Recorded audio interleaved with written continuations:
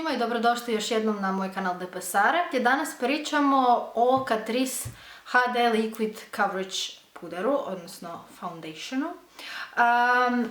Danas sam odlučila snimiti kratku recenziju, pošto stvarno volim gledati ovakve prve dojmove ili ti ga full recenzije različitih make-up proizvoda, najviše pudera.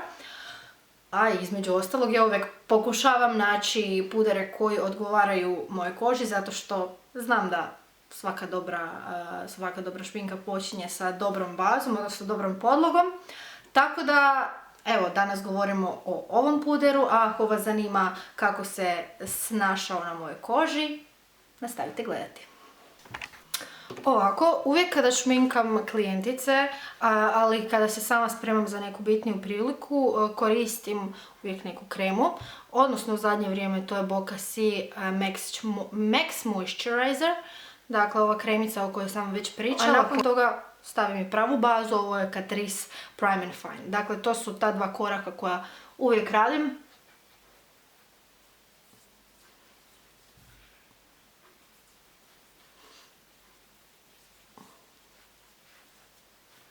Inače, ova krema zaista smrdi, ali bitno je da radi svoj posao.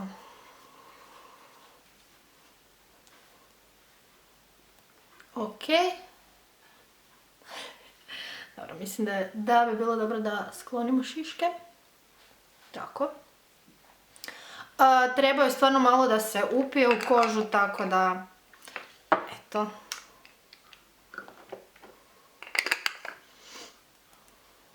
Evo, već je sad to, tako da možemo i na bazu, dakle Catrice Prime and Fine Pore Refining Anti-Shine Base.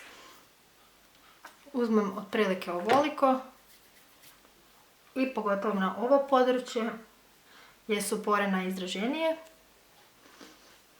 Ali i kada god prekrivate prištiće ili tako nešto, baza će vam stvarno pomoći da se puder još dodatno prilijepi uz kožu i da dobijete još veće prekrivanje.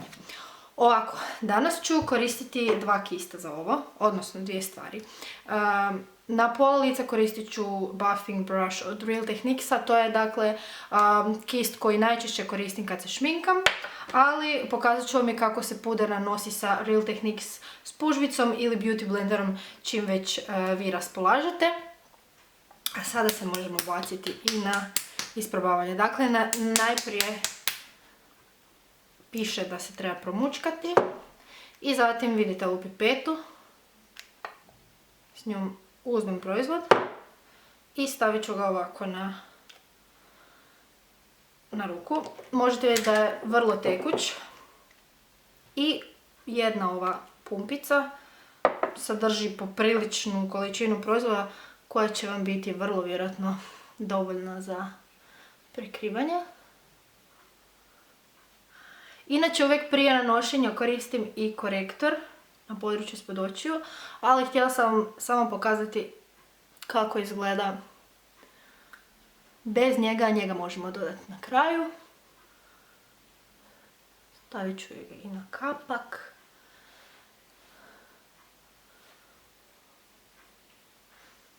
Ovako. I gore na pola čela.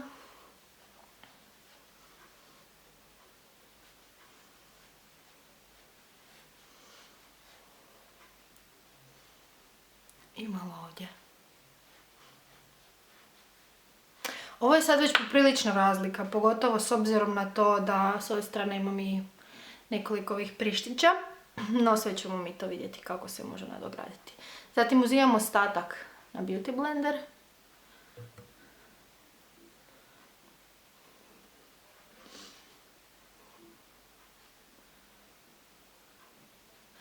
I proces je isti.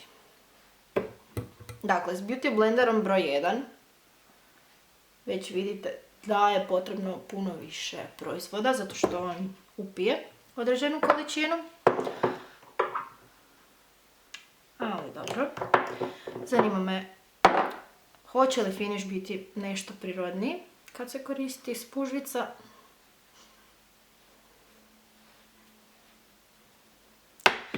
između ostaloga može li se nadograditi na ovim nepravilnostima.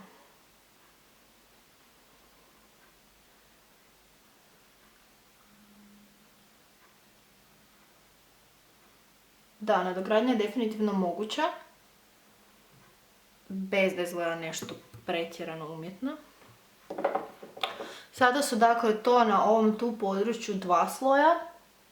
Same pore ne izgledaju ništa pretjerano više vidljive nego inače.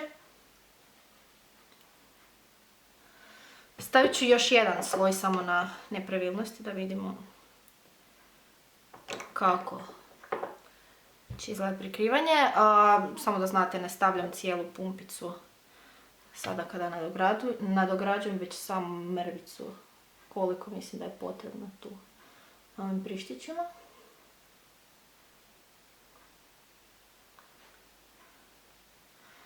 Da, to definitivno nije prekrilo 100%,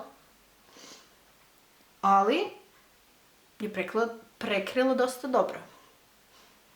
Ok, i čak moram priznati da mi se više sviđa kako puder sjeda na kožu sa Beauty Blenderom. Dakle, sad ću vas zoomirati da vidite čisto kako to izgleda, a zatim ću dodati korektor i zapravo napraviti cijeli make-up do kraja da vidite kako izgleda sve na kraju. Nanošenje je jednakomjerno i sa jednim i drugim, odnosno i sa kistom i sa spužvom. Iako mi je nekakva logika da će kist napraviti bolje prekrivanje, no izgleda da to nije slučaj. Kao što vidite, nadogradnja je moguća i izgleda prirodno. To je to, ja sam poprilično zadovoljna. U redu.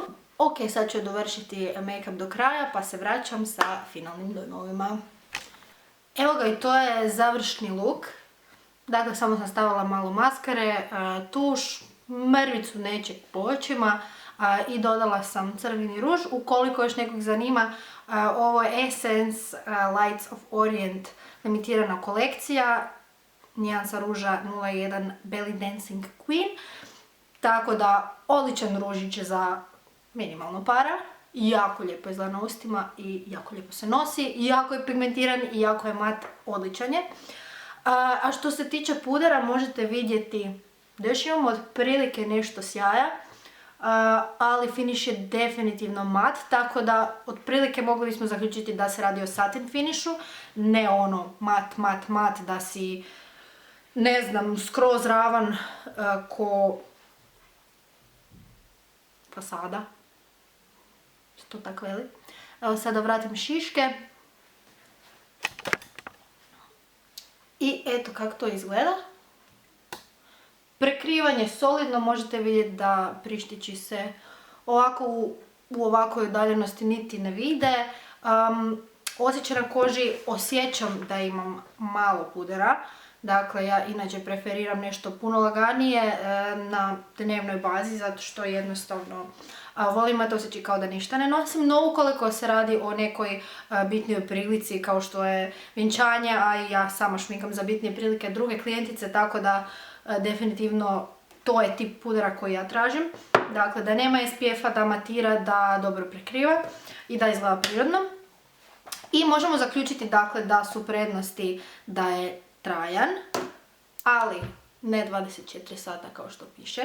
Već sam istestirala i ukoliko, ne znam, vani ste s njim 12 sati, definitivno to neće izgledati isto kao što izgleda sad. I to na područjima gdje imate nepravilnosti. Dakle, ja primjećujem da kad se vratim doma, da naravno to ne izgleda više isto na ovim dijelima gdje imam prištiće nego što sad izgleda, ali na ostalim dijelovima kože je jednakomjerno nanesen i jednakomjerno trajan. Druga stvar, dakle, kao što sam rekla, nema SPF-a, što je odlično, pogotovo za fotografiju, pogotovo za bitnije prilike. Još jedna prednost ili mana kako kome je da matira, ali ukoliko tražite trajniji puder, pretpostavljam da vam je i bitnije da matira, odnosno drži kožu pod kontrolom.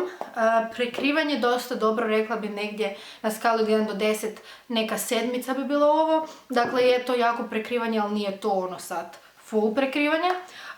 Odlična stvar meni osobno je ambalaža, jako mi se sviđa ova pipetica i jako mi se sviđa što je stakleno, no ukoliko putujete stalno ovo ono, može to biti i mana, no za mene osobno ovo je prednost.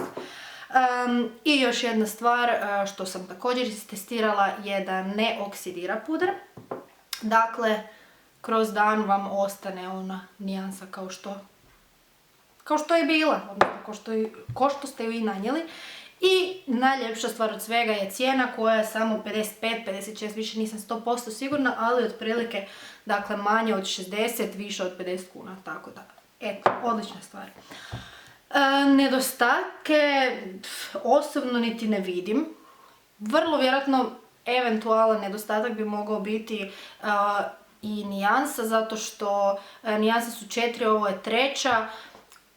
Ukoliko stvarno imate puno tamniju kožu od mene, pretpostavljam da možda vam i neće pasati ova najtamnija nijansa, no također to treba istestirati i vidjeti, morate vidjeti sami za sebe na ruci ili gdje vidjeti nijansu. I još jedna stvar je, dakle, ta trajnost koja, ukoliko vam stvarno treba da traje to cijeli dan i na područjima gdje imate nepravilnosti, dakle, eventualno to može biti nekakva mana, no meni osobno, koja nemam toliko baš problema sa prištićima, ovim onim nepravilnostima, meni to ne predstavlja nekakav veliki problem. Tako da sve u svemu, ja bi ovom puderu dala ocjenu 4,4 od 5. Tako da jedna solidna 4 koja leti prema 5. I jako sam zadovoljna, jako sam sretna što i u našim drogerijama imamo nešto ovako, što zaista je dobre kvaliteta, a istovremeno nije da će vam stvarno isprazniti cijeli novčanik. Tako da eto, nadam se da vam se svidio ovaj kratak video, da ste uživali, da ćete isprobati ovaj puder i ukoliko već jeste, pišite mi naravno u komentarima koji su vaši dojmovi. A mi se gledamo u sljedećem videu. Bok!